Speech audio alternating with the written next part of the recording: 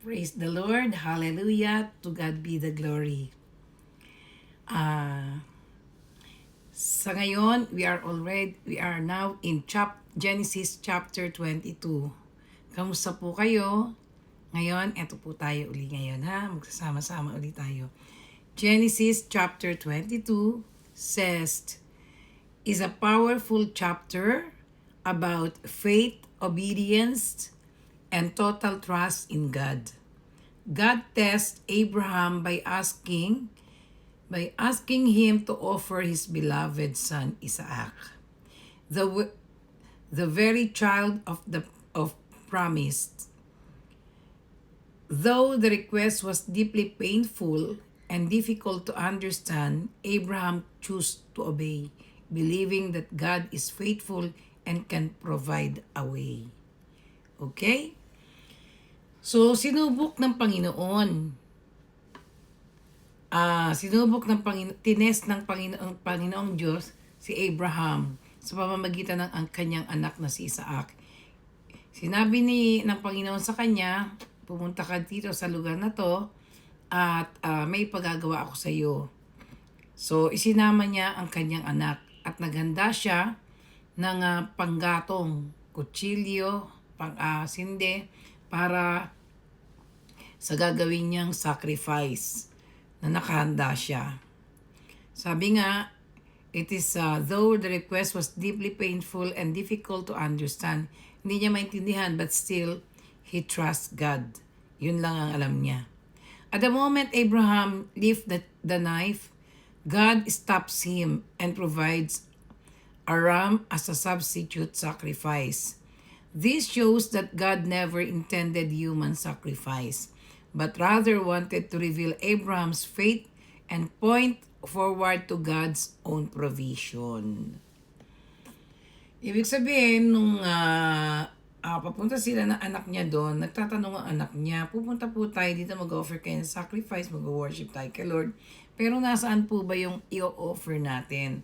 Ang sagot ni Abraham sa bata, sa anak niya kay Isaac, ay Diyos ang magbibigay noon.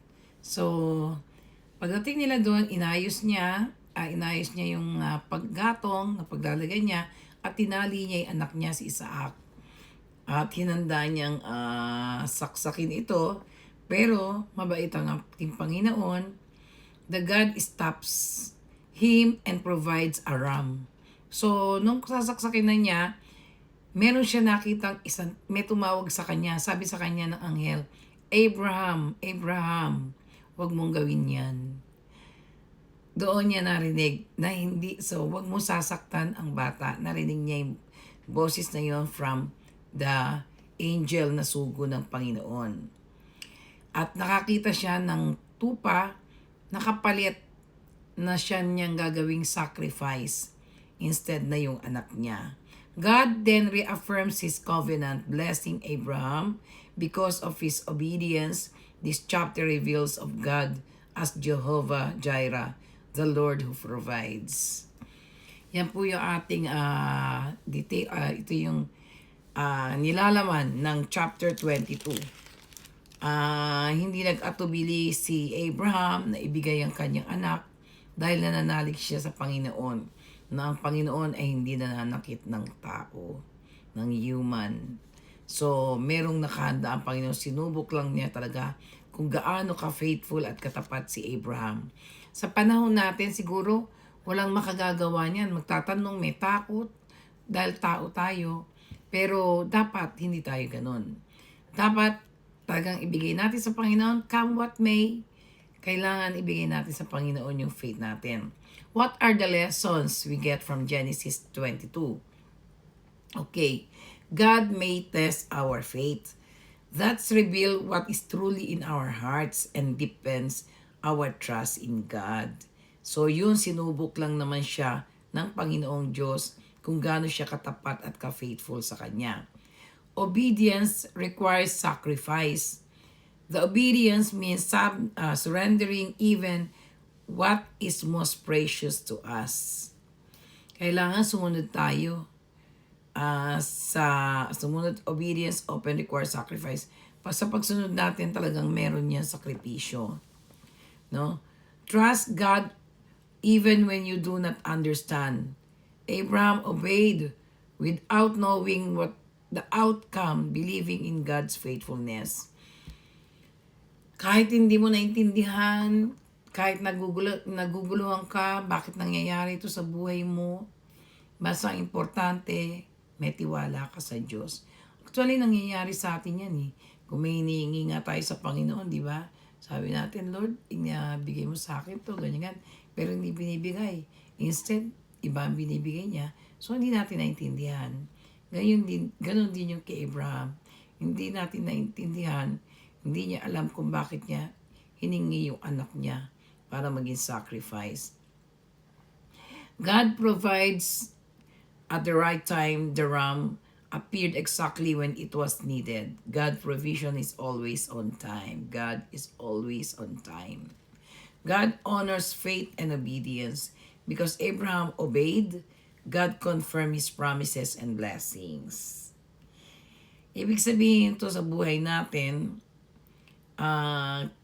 gaya ng ginawa ni Abraham, sinunod muna niya, so na-confirm ni God, ni Lord, yung promise niya kay Abraham na magbibigay siya, magkakaroon siya ng maraming anak, na kasindami ng bituin sa langit, and the blessings. Ganon din tayo sa buhay natin.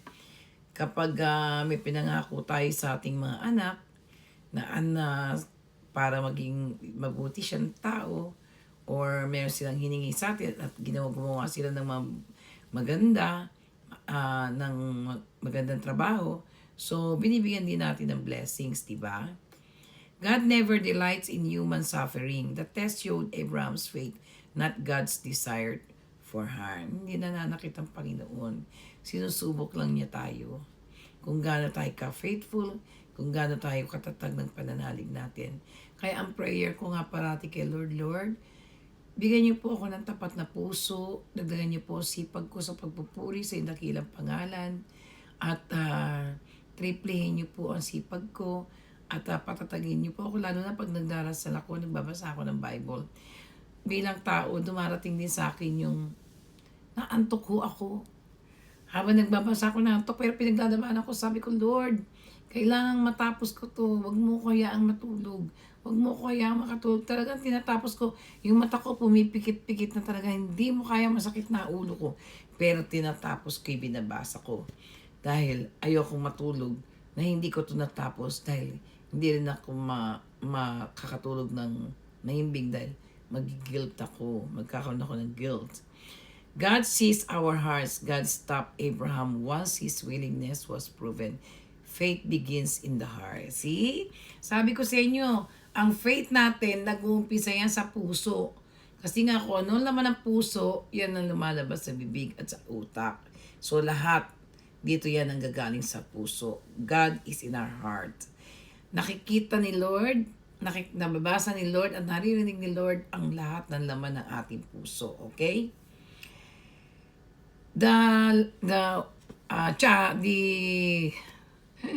Genesis 22 teaches us that God desires our complete trust and obedience. And that when we surrender everything to Him, we reveal Himself as our faithful provider. Yan. God is our faithful provider, provided we follow His rules, His regulation, and we are faithful to Him. Huwag po tayong sasamba sa iba. Dahil yung iba sumasamba sa mga santo. Hindi ko naman po sinisiraan or kinakalaban ng mga Katoliko. Pero sabi nga natin, God is a spirit. We cannot see, we cannot touch, but we can feel in our heart. Okay? God, siya ang tunay na Diyos. Siya ay isang espiritu. Maraming salamat po sa inyong lahat. Lord, thank you very much po sa panibagong araw na kami nagsama-sama na naman. At nawa o Diyos, dagdagan niyo po ang aming sipag sa pagpupuri sa iyong dakilang pangalan at maging tapat kami sa iyo. In Jesus' mighty name, Amen. To God be the glory.